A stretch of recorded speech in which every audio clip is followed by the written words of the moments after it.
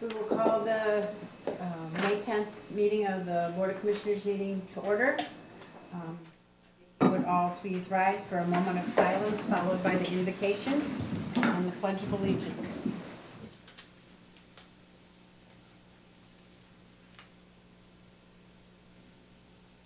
Dear Heavenly Father, thank you so very much for this beautiful morning. Thank you for all that have gathered here, workers, guests, and the board.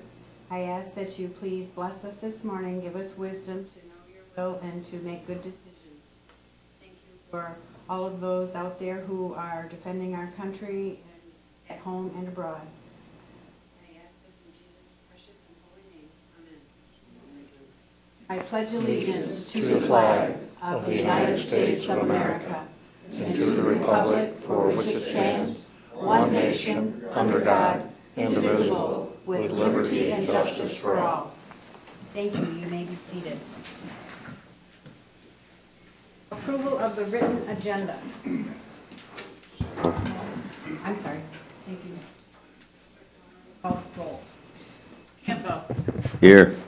Tanner. Here. Geiger absent. Getty. Here. Gibson. Here. Jackson. Here. Smoker. Here. Now, approval of the written agenda, including consent items and items for discussion. Is there any member of the public that would like to change the agenda? Is there anyone on the board that would like to amend the agenda?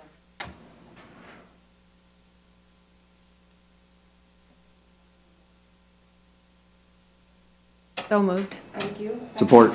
Moved by Getty, seconded by Jackson to approve the agenda as presented. All those in favor? Aye. Opposed? The motion carries. Reports from state and county officers. Do we have anyone this morning that has a report?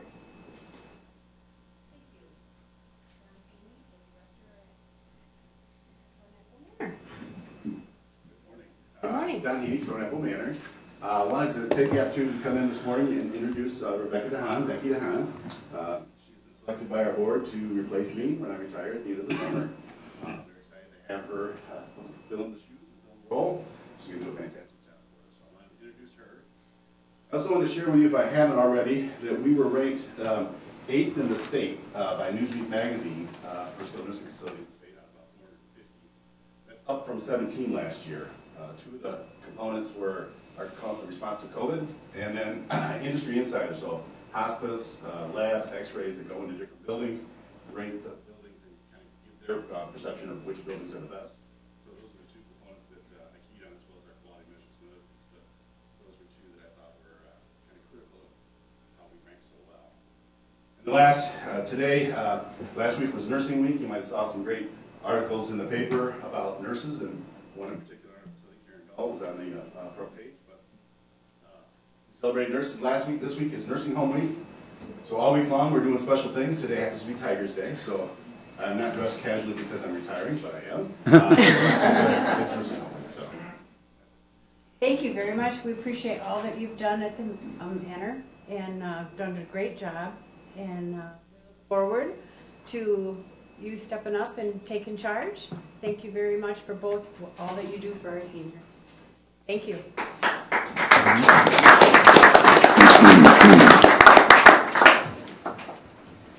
If there isn't anyone else, we will move on to limited public comment. Public comment this morning?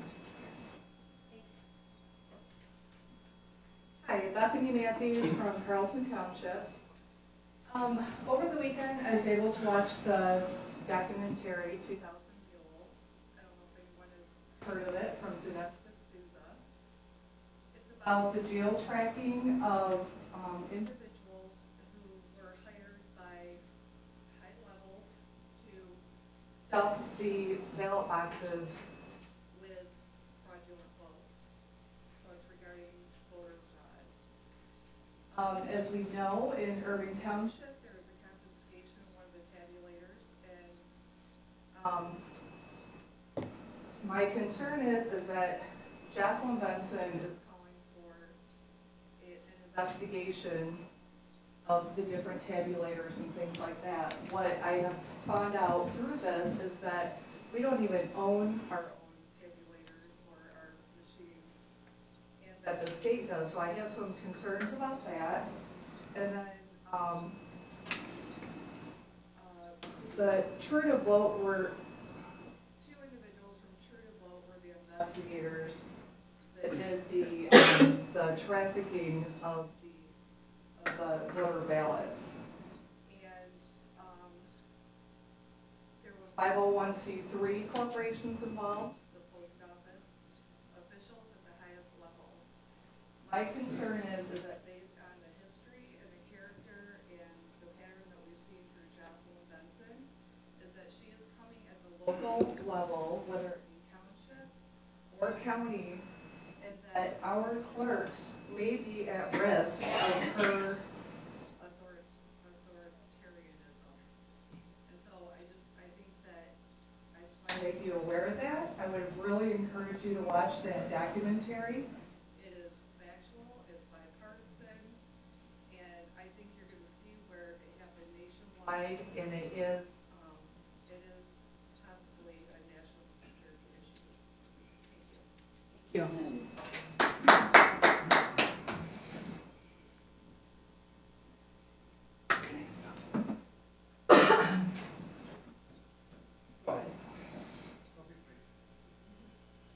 Morning, Madam Chair, County Commissioners. My name is Mike Snyder.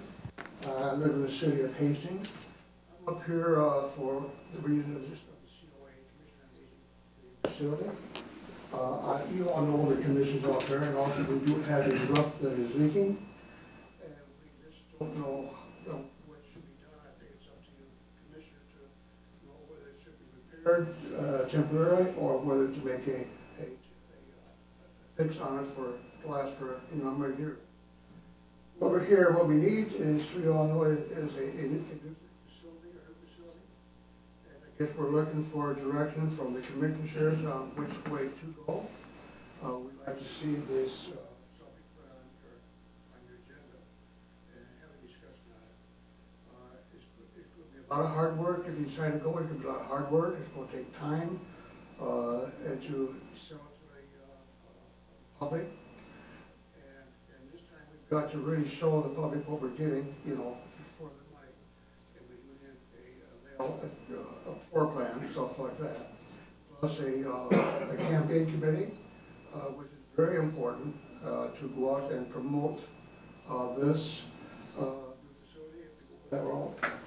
And campaign committee, it takes time for them to get their act together, to get campaign funds to support the committee with literature, etc. They cannot be tax dollars, of course, along with that. So that's what I have to say, and I'm hoping that you'll take a look at it and get it on the agenda so it can be something we can start discussing. Thank you. Have a good day. Thank you.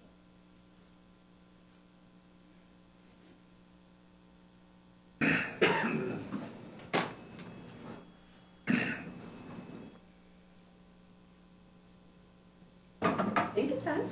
No? It's on. Okay, that's a very big disadvantage when it's not on for people that are listening. But anyway, Joel Ibbotson, Rutland Township. Ever since No. Mr. Geiger, I'm sorry, I don't believe that is on, is it? I don't think so. It doesn't show on that one here. Is there a green light on the backside? It's red. Ah, And it looks like the battery's in it, right? Didn't mean to interrupt you, Joe. No, I have to do that. I tried to get it stopped. That's fine. still. I just turned it on and it was green, but in the last 10 minutes.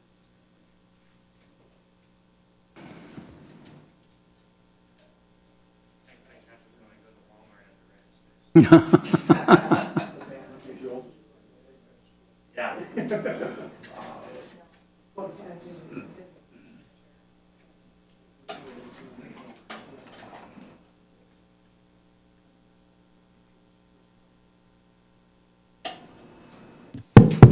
There we go. All right, good morning. Morning. Joel Ibbotson, Rutland Township. I find it interesting since Mr. Geiger has announced his campaign for 78th District State Rep. I see him absent here last week and now this week. Wonder if that's a sign of things to come. But anyway, with that said, I want to say something on a good note. Mr. Haney was not here, or he had left by the time I was allowed to say something, but I really appreciate his leadership at the manor. I don't know the statistics on it, but I have to say, especially with the news being as it was over Michigan nursing homes, that I think that he handled the COVID crisis better than probably most, if not all, nursing homes in the entire state. And I was absolutely overjoyed when I would hear the reports up here that no one had died, no one had died, no one had died. And additionally, the new building that's been going up, they didn't come to us for a millage for that. They figured out how to do that. I really, really take my hat off and appreciate that. So thank you very much, Mr. Haney. And to the person that's replacing him, you have some pretty big shoes to fill. So anyway, with my appreciation to that, last but not least, as to the voter integrity issue, the search warrant came from an Otsego County judge, and I find it disheartening, or I don't know what the word is that I want to use, ironic that the state is using every single courthouse within the state for Berry County issues except our court. Why is that? You saw that when they were going after the restaurants that were open. You saw that in not outside of our county, Marlena, at her restaurant. That was not done in the appropriate county. That was done from Ingham County. When it comes to the recent warrant for Irving Township, that came from Otsego County. Why is Berry County not being used in this? I thought that we were guaranteed to be. I thought that we were guaranteed to have our issues handled by our peers, not by places from other counties surrounding in the state. So anyway, thank you for your time. Thank you, Joe. Is there anyone else this morning?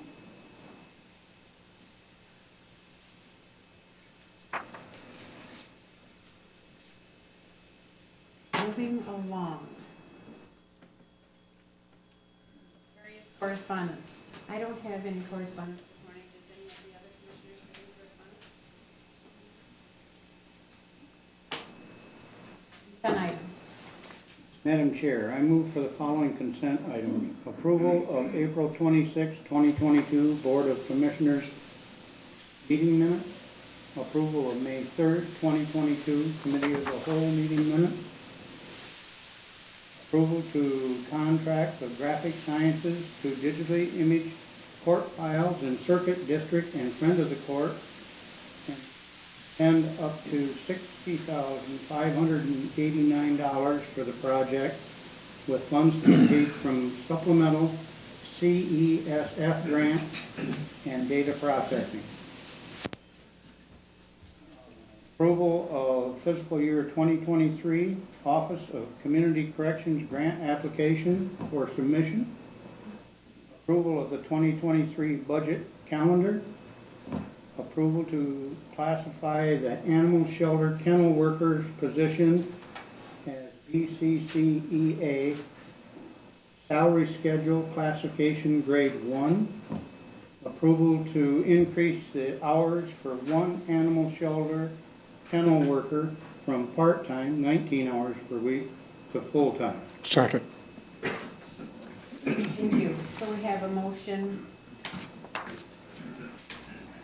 by Commissioner Smelker, seconded by Commissioner Gibson, to approve the consent items.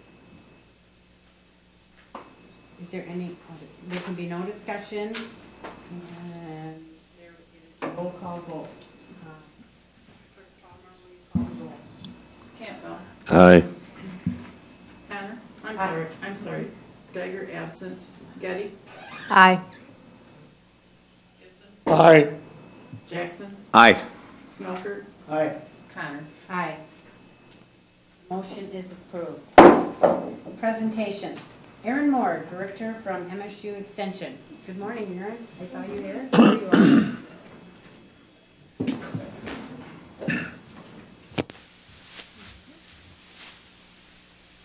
All right. Well, good morning and thank you for having us today. So I'd like to start my presentation with a little visual demonstration, and we have so many people here that I think it could be fun to do all together. So I'd like to explain how MSU Extension functions. I'm going to ask you all to give me what I call Yeah. closer to Can the you mic. Take that with you. Yeah. Carry Oh. it. I need my hand. I'll just stand right here. How's that? So I'll ask you all to give me what I call a virtual fist bump, like this. So MSU Extension, we are closely tied with Michigan State University. We're one of the largest academic institutions in the state of Michigan. Now I ask you to reach out your fingers like this. We extend into all 83 counties across the state of Michigan. And we've been doing that for over 100 years. Now take that hand and raise it up high. I'm like, oh, I'm looking at my public. You guys can do this too. We got a good stretch this morning. And give yourself a high five if you believe that education is a lifelong journey. That is our bread and butter. We are educators. And we do that through a system of experts. So I have brought one of those experts here with me today. Step right up, John. John Laporte is a farm business management expert. He does a lot of work here in Berry County, invaluable work that we're really, really proud of, and he's going to tell you a little bit about that today. Mouse or for the... Or you can do the next slide. You can control. Okay. Is that okay? All right. I like to move around a little bit, so I'll take this with me. So again, my name is John Laporte. I am a member of the MSU Extension Farm Business Management Team. If we go to the next slide, one of the things that we focus a lot on at MSU Extension, especially within the Ag and Agribusiness Institute, is helping farmers to make farm decisions. And I think a lot about that kind of goes along with this analogy of kind of a three-legged stool, because there are really three aspects that go into farm decision making. There's production, there's business, and then there is financial. You can kind of see up in the little corner there. We work a lot on the business and financial side of things, and that includes income taxes. We work with folks on succession planning. We also work on the next area, industry benchmarks, which doesn't really say a whole lot by itself, but we work with producers to actually understand their financial situation by comparing in some ways to other farms within the state or within the region to help them kind of figure out how to become more profitable by comparison. We also work with folks to do record keeping systems, not just what information that we want to kind of track down for tax purposes, but as you think about decision making, what is it we want to be able to think about doing on the farm? What type of information do we need to track in order to make those decisions? And then that spills over into our financial analysis work, where we actually try to capture a lot of this information each year with farms to get an idea of how profitable was the operation, were they able to cash flow and pay their bills, their debts especially, and then also as well try to grow the overall value of the business. We also work quite a bit with labor management, trying to help folks think about how do we retain and recruit our workforce. A lot of this is collaborative work with our MSU Extension Dairy team, but a lot of the resources developed there are accessible to a lot of different types of farms. As we move on to the next slide here, one of the other areas we get into is actually working on farm stress. You've probably heard a lot about farm stress in the news the last couple of years. Our team at MSU Extension has been a big part of that from the start, especially the farm business team. We have also worked into other programs where we think about risk management. That gets into a lot of our government programs. So we think about insurance programs. There's a lot of talk right now going on about the farm bill that's going to be coming out in 2023, 2024 when the current one runs out. We do a lot of programming to help producers understand the risk management programs that exist in the farm bill. And then we also do quite a bit of work with people trying to understand land values. How much is a property worth?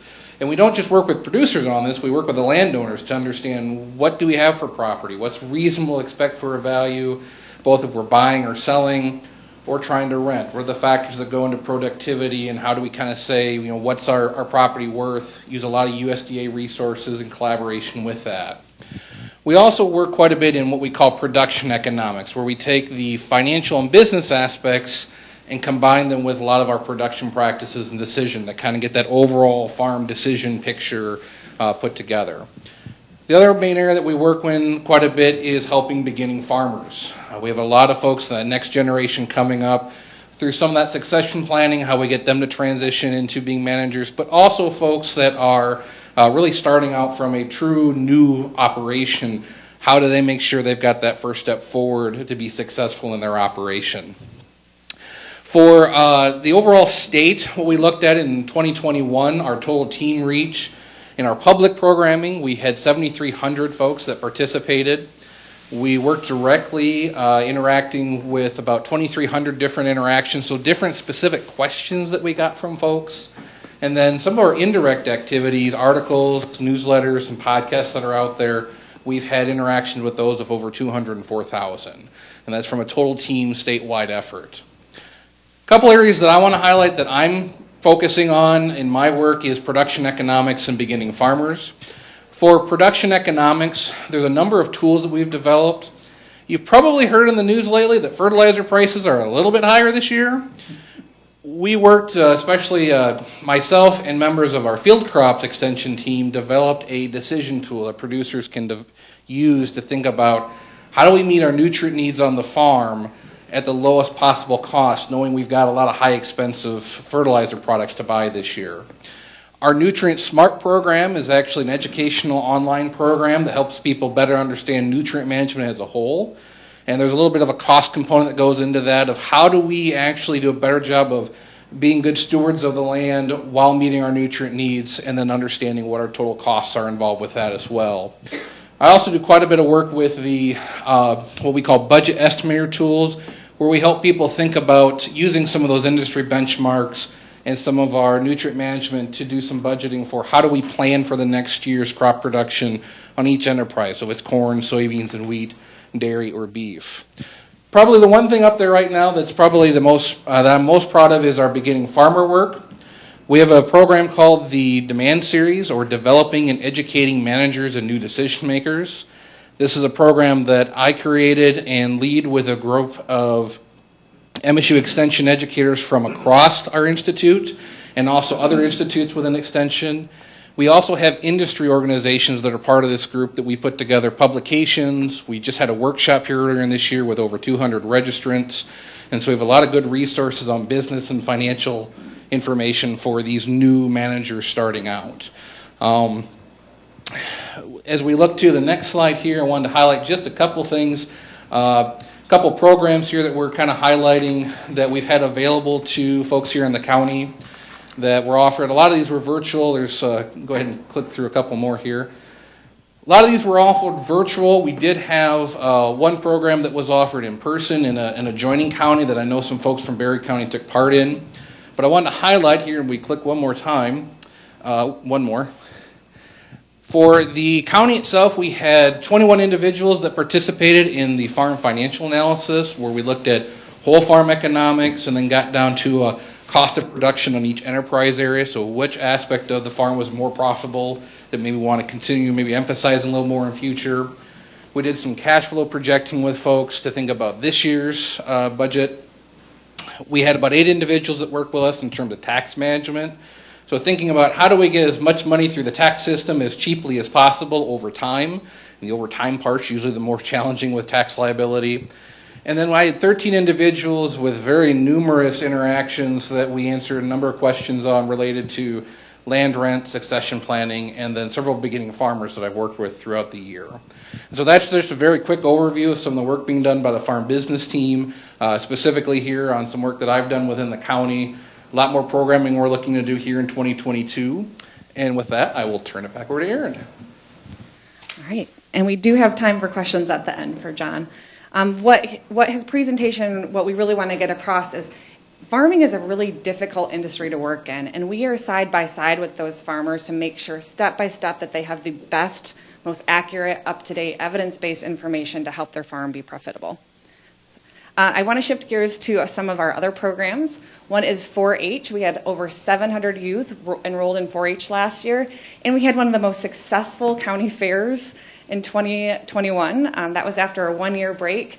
And I want to emphasize, we don't look at the money as success. We look at the enrollment and the engagement in the community, and they came out in full-fledged support of our youth that year-round do this programming and show at fair. It shows youth leadership skills, problem solving, goal setting, and we are developing this county's youth through this program.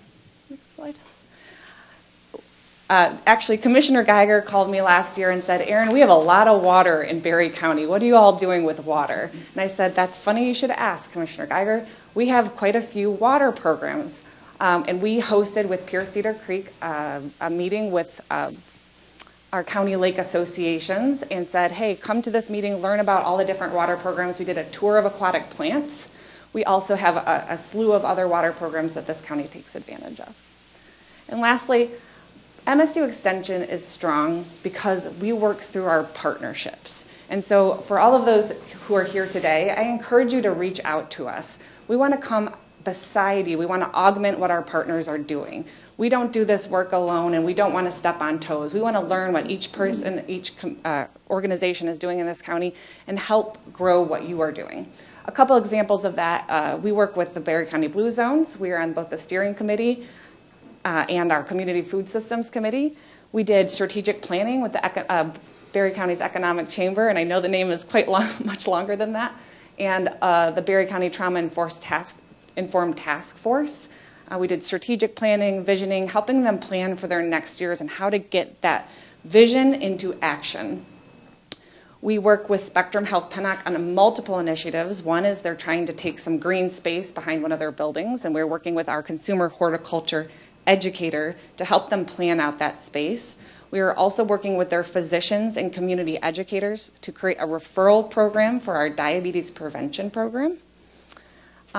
With Berry County United Way, we have a long-standing partnership as they support our 4-H program. And as I've already mentioned, Pure Cedar Creek, our missions align quite well with them with our environmental health programming. So we're really proud of all the programs and partnerships that we have in place in this county, but always, always are looking to grow.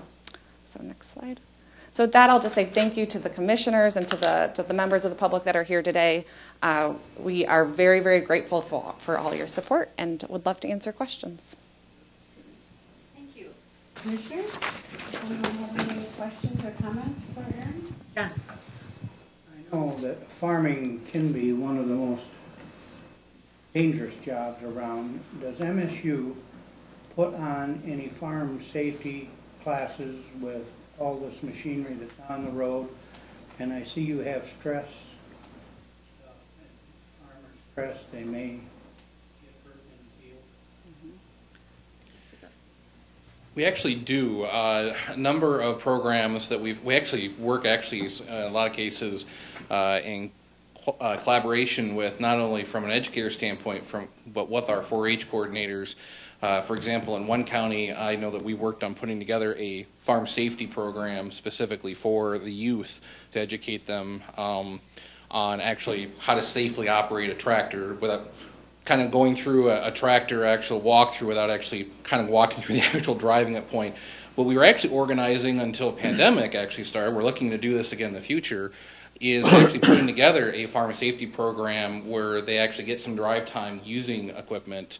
And so that's something that we've done in the past that we want to continue to keep doing, is to kind of do that education on what are the safety protocols, how do you make sure that you keep yourself and others safe when operating machinery. So we do have quite a bit of program we've done in the past that we're looking very much forward to moving again forward to be able to offer again in the future. With regard to farm stress, some of that comes into play, but we also spend a lot of time helping folks to try to identify what some of those stressors are so they don't have those kind of accidents. So they kind of, because a lot of cases what can happen is if you're stressed, you're often thinking about something else while you're operating some of this heavy machinery. So a lot of our work is to try to help people think about what are the stressors, what are actually causing those stresses, to help them find out options to kind of work through some of that so that they're not distracted and thinking of other things like that when they're operating. And some of that does get talked about. That's where some of the other folks in our health and nutrition institute kind of step in to help producers think about what are some healthy ways to cope with some of those stresses, where we kind of step in on my team side to do a little bit more of what are some of the financial stresses that we can help you work through from a total picture. And I see you had some on aquatics up there. On the township boards that I sat on, just about all of them have lake associations, and they put chemicals in the water. Are you in any of that? Are we in a? Chemicals are allowed? I think our water team would be able to advise on that, and we have a water specialist that could come down and speak to your board and give advice about what should and shouldn't go in the water. Yes, those chemicals can cause harm to water. We're doing a monitoring training program right now where we're training citizen volunteers to monitor indicators of their water, because there's so much water across this county, but of course across the state, that not one entity could do all that monitoring alone. So that might be a really good resource to bring to the board meetings that you're in. We'd be happy to send some resources your way.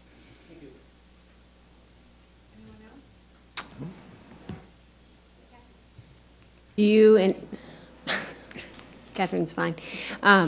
The bird flu, and do you expect that to impact 4-H and fair? We stay on top of all of the data that comes out, and as soon as something impacts our 4-Hers, we make sure to spread that across the state. It has not to this point.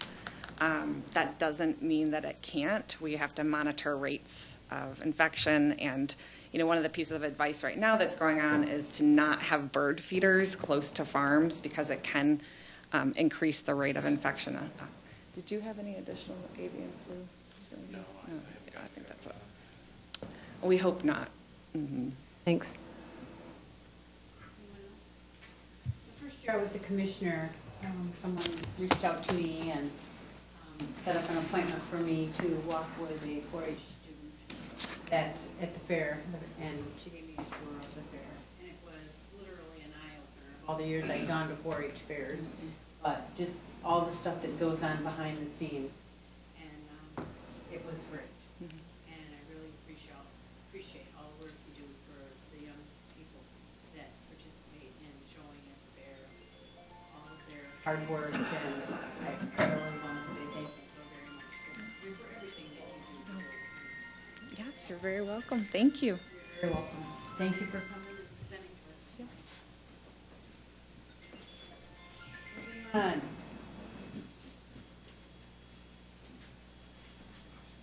Jim Dahl, the Drain Commissioner, is here to give his annual report.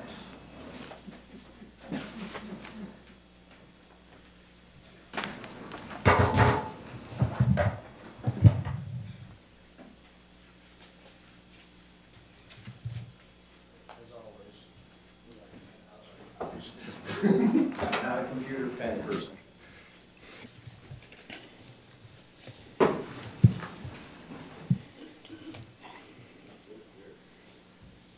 Aaron's been doing a lot of paperwork.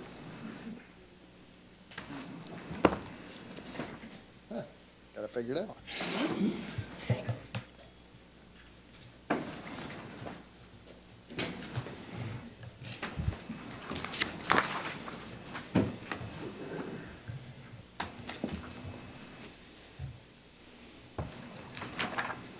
You should have two handouts. You get one that of are these, coming too. around, two individual. Yep. Thank you.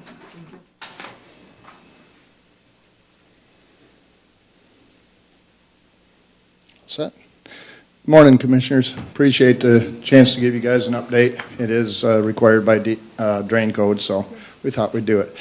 My deputy suggested this year, instead of a long narrative and not much else, we'd give you pictures, which pictures do paint are better than 1,000 words. So in our report, the first page is Cloverdale. This is the Hope Township Park that, well, previously the park benches were in the water and they aren't supposed to be water slides. Now that's dry thanks to the Cloverdale project.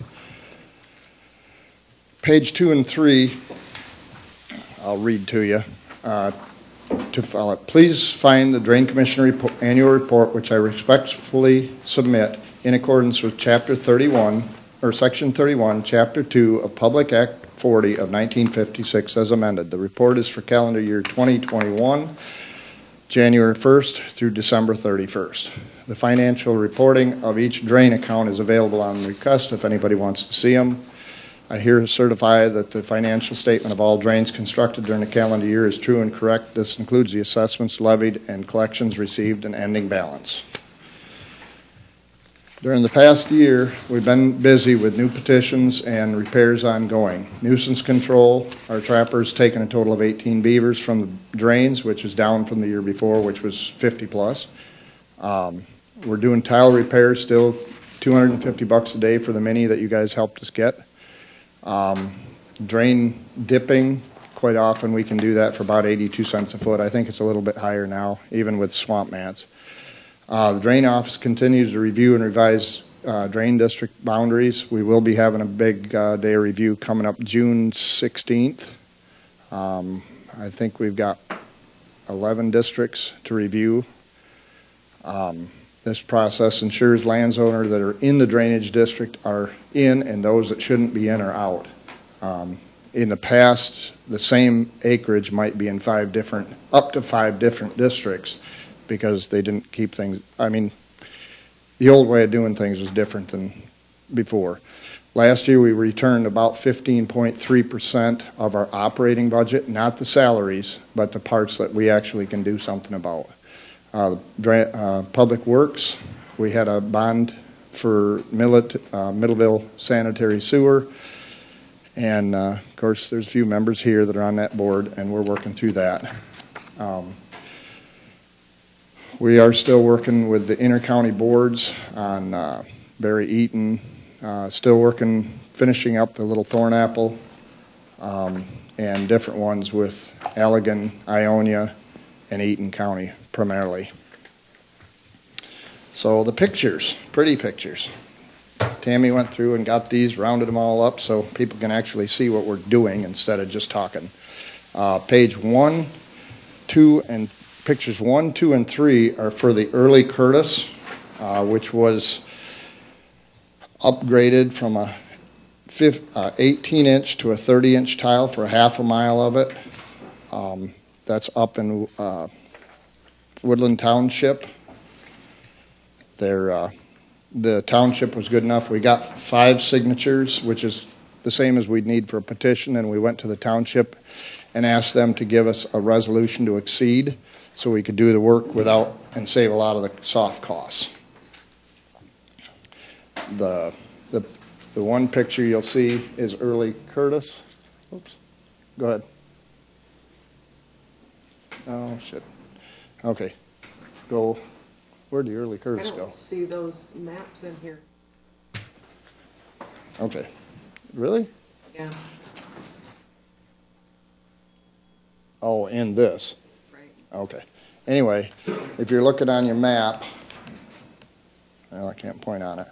The portion that we replaced crosses North Martin Road. Years before, they'd done a petition to extend a second line and never upgraded the main line.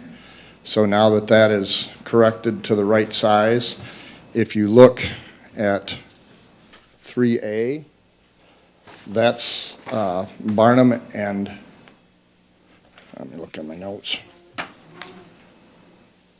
and Wellman. Every year I've been in office, 6 years now, that road was flooded in the spring. By doing this project, it's high and dry, and that was taken 3 days ago. All the rain. We've got the news says 3.5 inches more rain than average this year, and yet that road is dry. The next one, labeled number 4, and no, I don't typically walk on water, but Tammy thought that was cute. That's how much sand had accumulated at the outlet at Patterson on Cuddy after that had been dredged to about 6 feet deep just 6 years ago when the project was finished.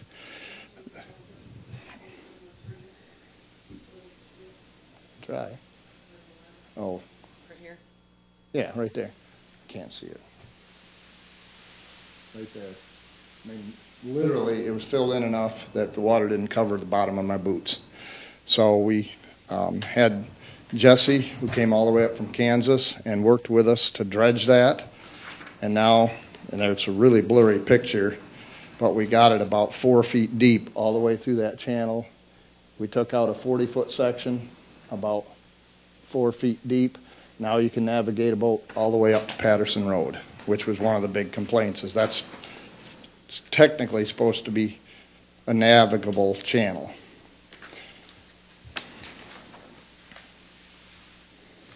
And in your packet is, that is where the county drain is, starting at Patterson Road, going all the way down through. So we worked right at the beginning. The Intercounty Board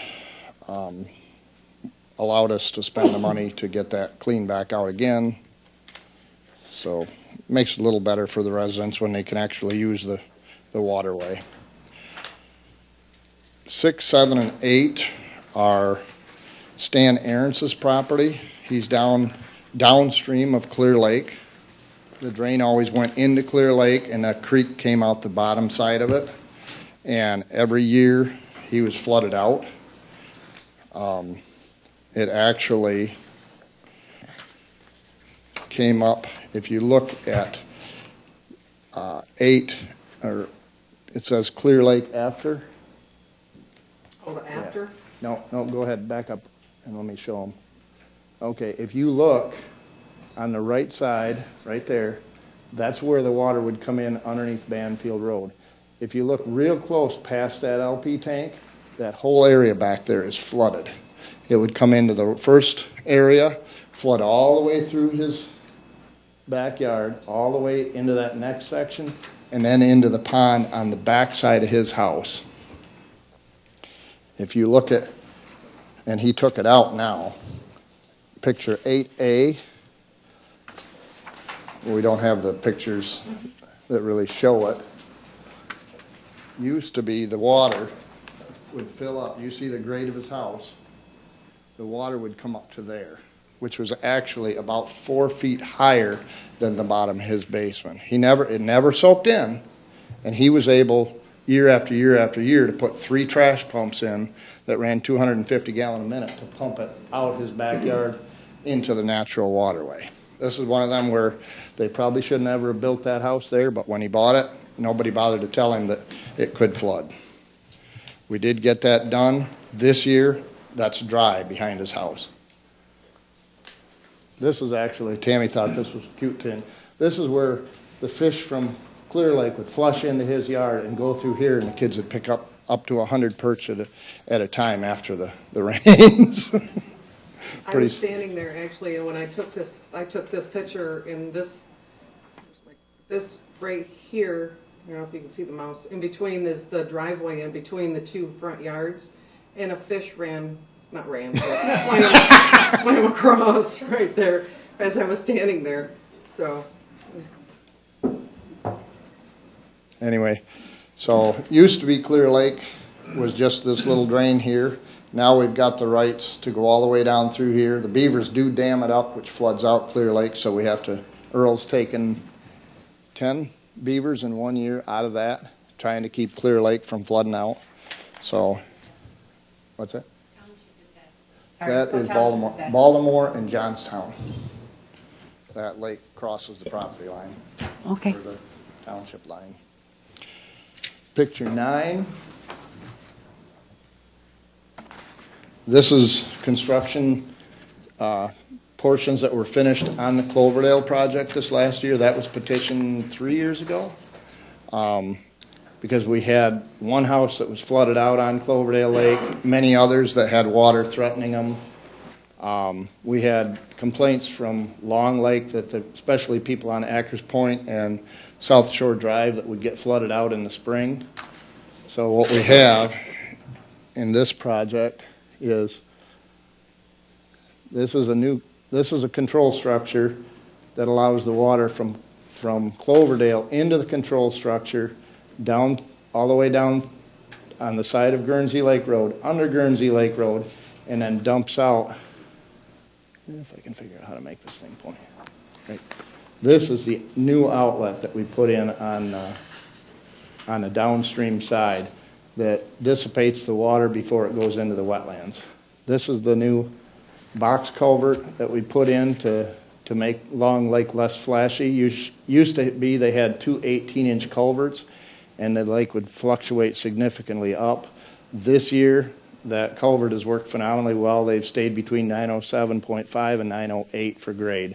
You get up to 908, people's the crawl spaces flood, and it causes a lot of problems on Long Lake that we hadn't been told about years ago. About 3 years ago, we started getting emails that people were getting flooded out pretty bad. Even Barry Bowers down, the Barry Township supervisor, said his basement had been flooded out before. This is the little airburst pump house, and this is where our filter system that you'll see in just a minute is. This is, that is the control structure now on the edge of M43 that holds this water in the wetland at what was considered by DEQ and by our wetland specialist to be the appropriate height for wetlands in that area. Next. This is M43 3 years ago, before we started our project. A lot of people complained. They seem to think M43 should be a travelable road. There was water all the way across for a quarter mile here. It iced over. MDOT actually bought a water bag one time, put it on both sides, and tried to pump the water out of there. It was almost futile, and then they closed it for 6 weeks in 2019, I believe. 20. Yeah, I think that's the year that we put that cross pipe in. We'd sat down with MDOT engineers. We had 19 of them in the room at one time, and they wanted to pump this water into Cloverdale. And I said I was not allowing that, because if we pump this water into Cloverdale, with Cloverdale already being flooded, that would have opened MDOT and Berry County up to a heck of a lawsuit.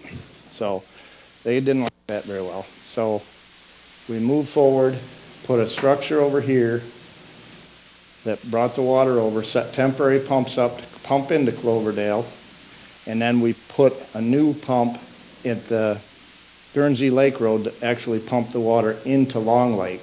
So we were actually pumping out of the lake more than we were pumping in, therefore we couldn't get sued. Next picture.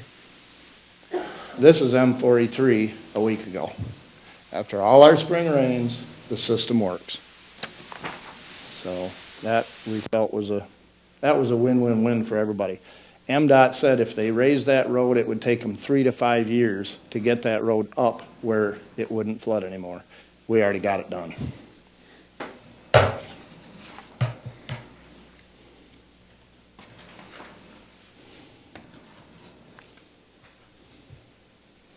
Now, a couple things to note on this project is we ended up putting a filter system in required by DEQ that stops the transfer of invasive species from Cloverdale to Long Lake.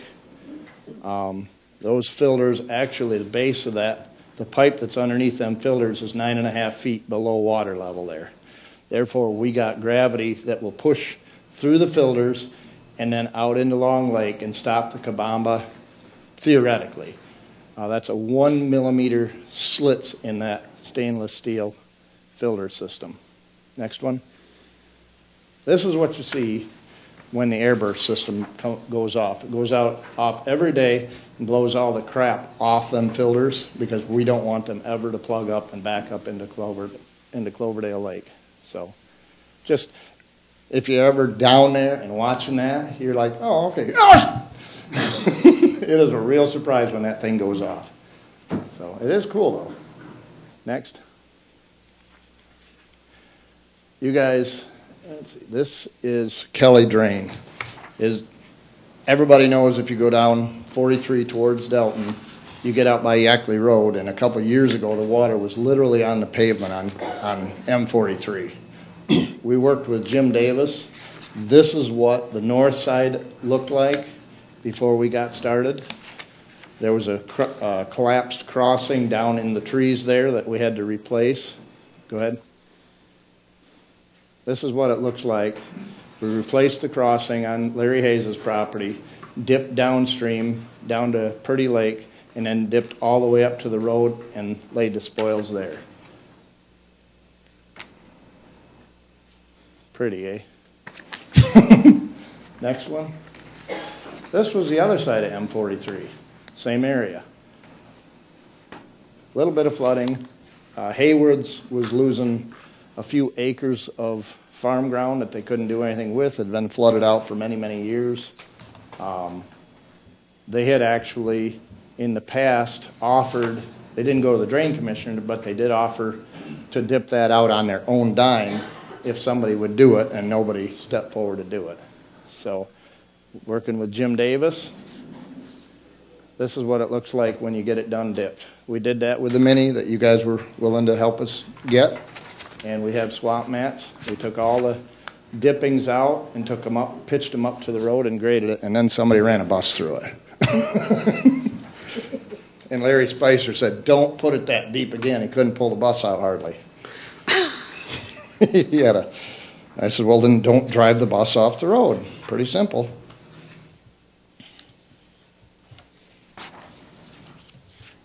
And I included in your packets, sorry, I missed this on Cloverdale.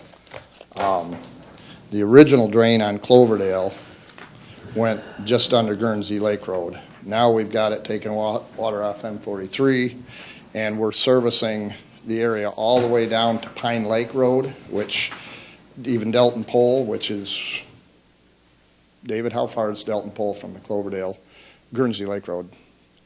2 miles. They were actually flooded out a couple of years ago. Pine Lake Road was, the road commission had to build it up, but it didn't do them any good. So by fixing Cloverdale, that took care of their problem too, and let the Delton drain work, which comes all the way from Brickyard down in Delton.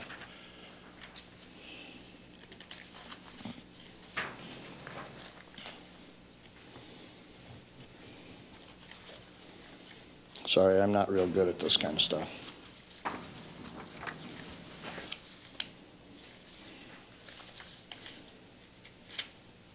In your packet, you'll see the sections of Kelly Drain that we worked on. We went all the way down to, what's that called? Kelly Drain Pond on Kensington's old property. MDOT's been phenomenally good to us by giving us money. We like money, and it really makes things work. Next picture. We started an inspection on Thornapple Drain 1, not to be confused with Little Thornapple. That was a little log jam we ran into that we couldn't get our boat past. So this is what this drain goes from Nashville all the way to Thornapple Lake. They tried to make it an inter-county in 1942. It failed, but the county drain is still there, and we're supposed to be maintaining it because there are a lot of properties in Nashville that are flooded out by this not working. These are little log jams on the same drain. That one, go ahead. And the next one that are all the way down through. It took us, Joey and I got in Nashville at 9 in the morning, and we got off at Thornapple Lake Road, which is only about half the distance, 10 hours later, just floating down there trying to get a boat through. So it does need work, and that backs up Quaker Brook.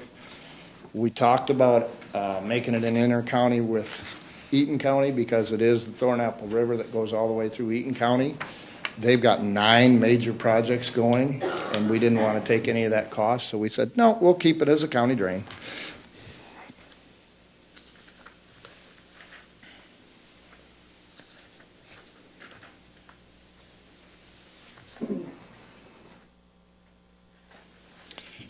This is Mr. Water Sand. Anybody that's ever been down in a drain has probably ran into Mr. Water Sand. When you're digging, you dig, and the water pushes the sand right back into you. And then you dig some more, and you dig some more, and you dig some more. And We've found it on numerous drains. It's a bear. You can stand still and you just sink. You'll stand for 30 seconds and your feet are 4 inches down lower than they were when you started. It's pretty sad. Next one. This is all the tile that we had to put in. We put 200 feet of tile in Todd Whelan's field last spring. Randy Geiger came down and gave us a hand because the restrictions were on, so he couldn't move his equipment, but he was willing to help us out. But Todd had bought the pipe and asked if we'd put it in. It's a county drain. It's the Allerding drain, and we said, yeah, we will. We didn't realize we were going to get into more water sand up there.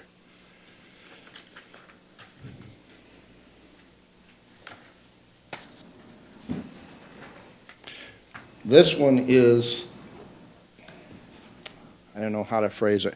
When they did Little Thornapple, they ended up with a lot of damage to the Charlton Park Road crossing. The culverts got jammed up with debris that came floating down, pretty much made that crossing worthless. I mean, it flooded over the road numerous times. With our ACO working with DEQ, Eagle, whatever you want to call them, they required that we change that crossing out as part of our ACO. The Road Commission got critical bridge funding and replaced this for us to help move our project forward. Next picture. And that's what we got now. Ain't that pretty? That's compliments of the Berry County Road Commission.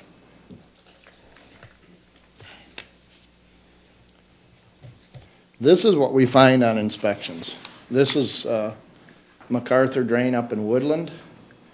You find tiles that have been neglected for a lot of years, a rock in the end of it, 3/4. This one is, I can't remember, a 24-inch pipe that's about half full of dirt, field dirt. That one is under petition, another one.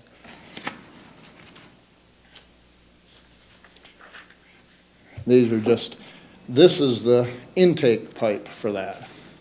Doesn't look like it. It took a while to find it in the field. And this ain't just me standing. I know I'm out standing in the field, but this is a little different. This is the grade of the dirt next to the catch basin. And that's how deep that catch basin is. All it is surrounded by dirt that just keeps running into this drain. That's why we got a petition on that one. It's just shot. Is that the end of it? Kent. This is, quote unquote, the Kent drain. One gentleman, his house was flooded. Every time we got a decent rain, it would back up into his yard, into his basement. So Scott Pavlak did some work with us, and then we did some work. That's what it looked like when we started. And these other two are blurry. I'm not the best photographer. That's what a drain's supposed to look like when it's done. I know they're blurry, but it's nice and clean. You got side slopes and everything. That the last? Good. All right, now, right at the back of your packet, you'll find a news release. I'll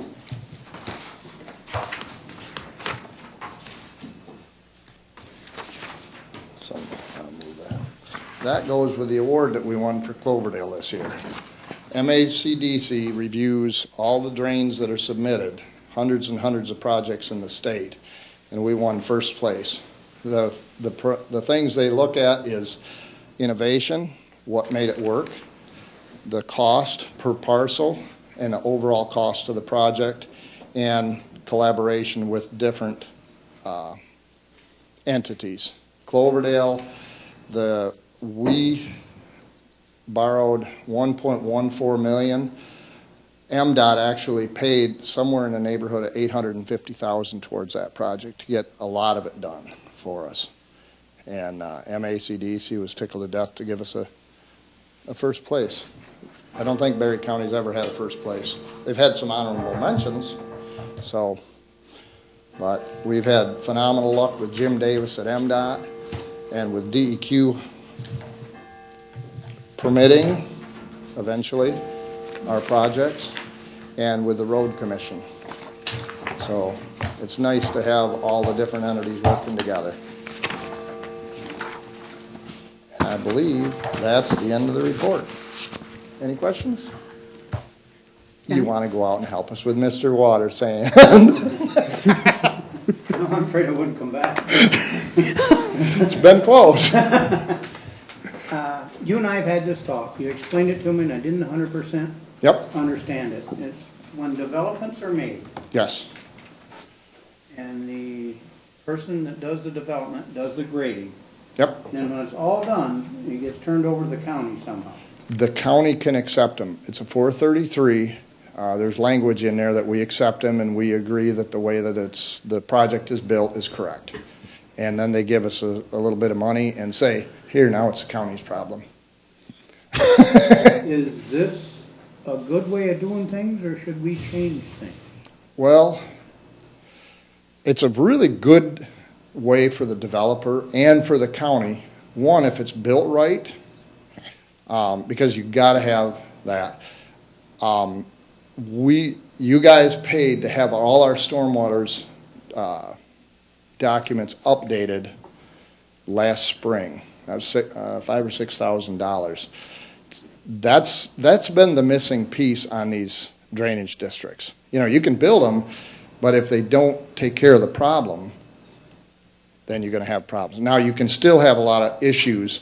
We're now, when we do a stormwater review, we require finished floor elevations. So we dictate to you, perfect example, Hidden Hollow out there, we've got a problem.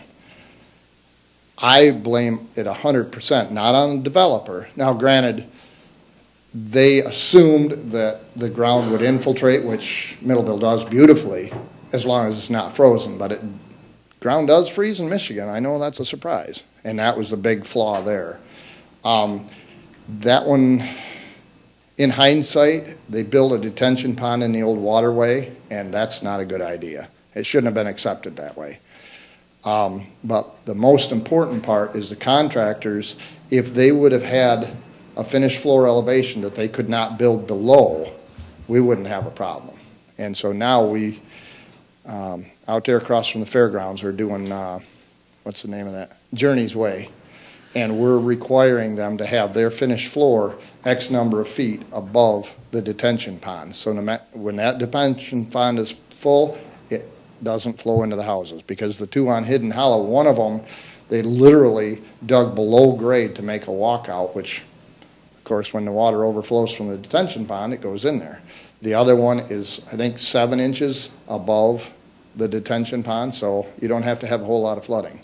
But the biggest thing out there is they built a detention pond in the waterway, and John Sieber's water didn't quite go over Woodruff Road, and then it came into the detention pond and flooded the whole system. It ain't John's fault. I mean, he didn't design he told me, he says, why would you put a detention pond in a waterway? God's made that water to go in a certain spot. You better keep that in place. So, I guess my final question is, you, as a drain commissioner, are in on it now. Yes. From the get-go. Yep. And we have had, we've had some issues before of not knowing how to get the engineers to come to us. Jim McManus and Michael and I sat down a few weeks ago and said, don't give out a zoning permit on if any of these different options apply. So we will we'll be tickled to death. Well, we don't do the review. Tammy takes them in. We get a check for $800 and we send it to an engineering firm to review it to make sure everything that their engineer says matches what our stormwater rules say they have to.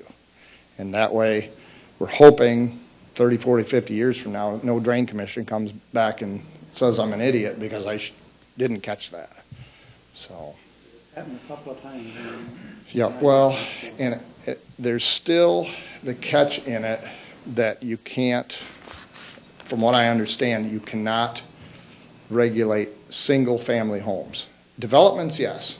Single-family homes, you can't put that on them. So there's Garbo Drain out there on Arrowhead. That one, the developer didn't build it as a normal development. They put in a driveway and sold 5 or 6 or 7 lots for whatever reason. That never had a stormwater review. Not that it would have made a lot of difference because the pond that came up and flooded them homes, it would be hard to have seen that coming possibly. It did go through the TOAST program back the last time it was sold, and the TOAST program said that swamp was so far up it didn't meet the setbacks with the drain field. But, you know, you talk to people out there and they said 20 years ago that swamp was a third the size of what it was. But we don't get to go back to those times. We got to go looking forward. And when you get, the problem is when you get a petition, you have to move on it. The drain code says, here it is, get it done.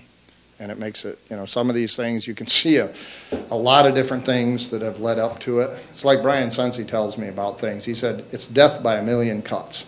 Well, this didn't do it, and that didn't do it, and that didn't do it. But when you get them all together, that did it. And now you got the problem you got. So, but anyway, the early Curtis we did by resolution.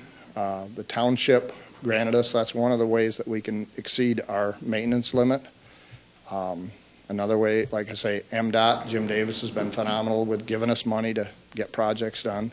The Road Commission's been phenomenal. It's just everybody seems to be willing to help us, so including you guys.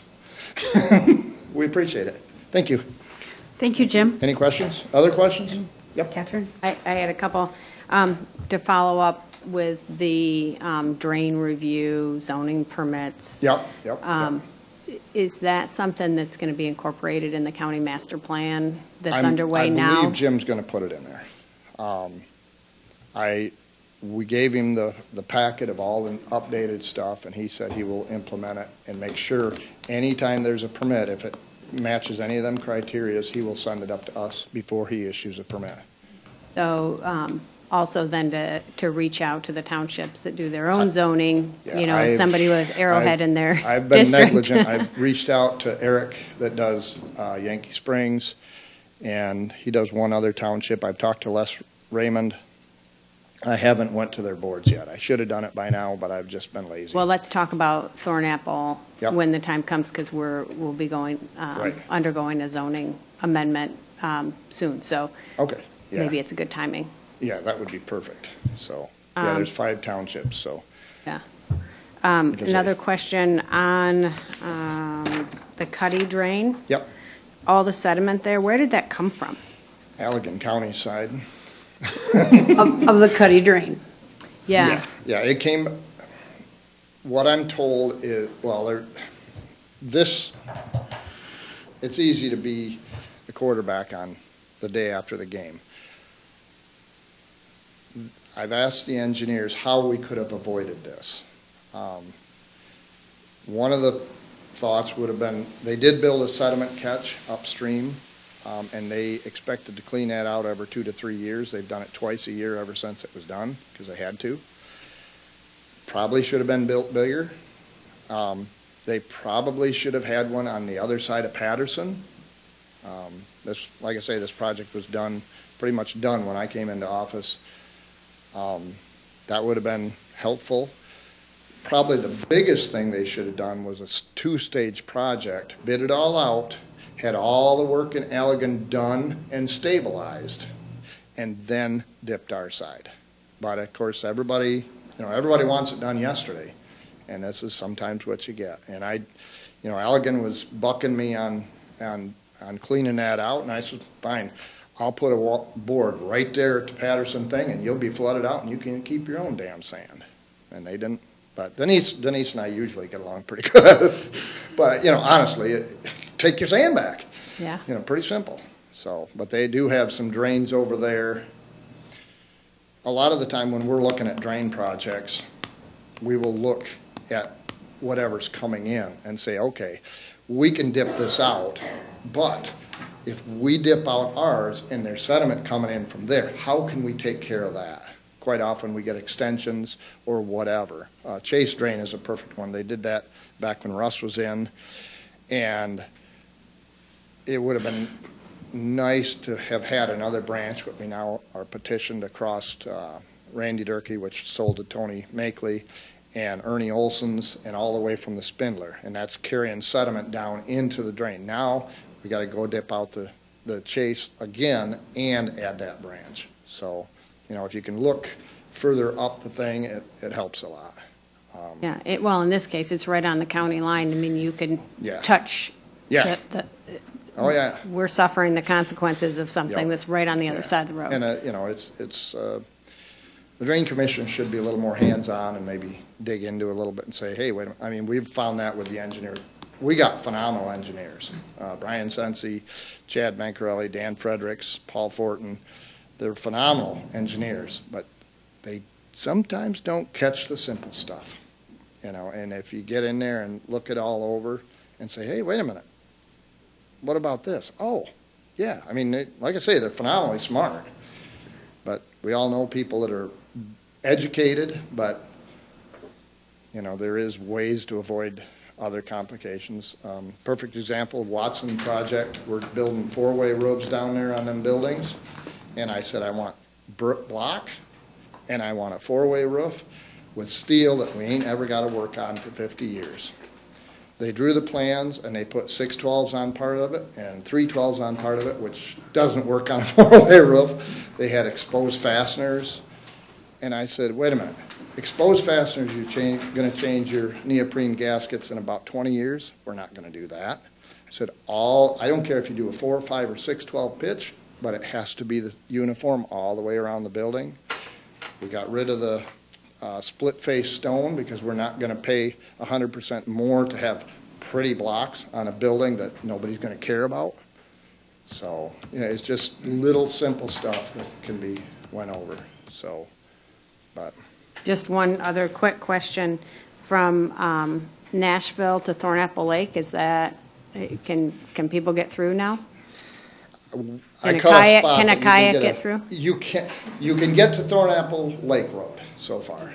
Like I say, it took me longer to cut through that one blockage than Joey unloaded everything, dragged the boat all the way around, reloaded everything, and I was still cutting while he was doing that, and all I did was cut out a 3-foot pocket. But it's a start, and we're tickled to death. Any volunteers that want to come for a nature walk and clean out on the drain, we'd be tickled to death to have them. So come and talk to Berry County Parks because... I did. Okay. I've put that out when the first 2 meetings I was on there. I said, I know you guys want to do a water trail. We'd be tickled to death to have volunteers. We've got chainsaws. We've got plenty of gas and oil and chains, and we got a couple boats. We'll just make it a good time.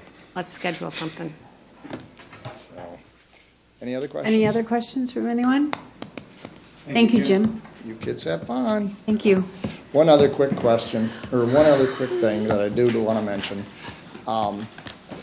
We've worked with Craig Manzer to find, we can get prisoners if they're sentenced to work on the drains, which is great. We had 5 of them one year. We can take volunteers on the drains, which we'll be tickled to death as long as they don't get hurt, because the county does have insurance for that. The county's never had insurance that would cover people that are on probation, court-ordered serving time, but not in jail. Craig Manzer dug and dug and dug and dug. He's our MMRMA guy, and found an insurance company, and we're paying the $350 a year. So if now we have insurance to cover that gap in case anybody has probation. Okay? All righty. Why are you looking at me?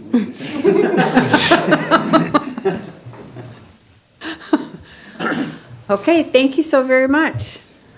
What would we do without our volunteers? Thanks, Jim. We're going to take a 5-minute break by your cell phone. That would be 10:18.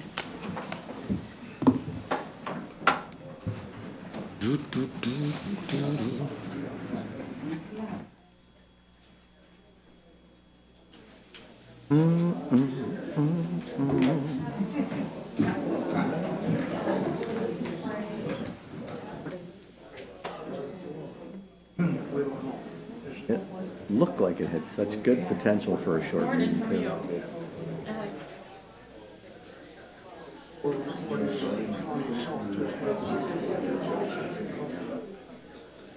Well, the roof they do.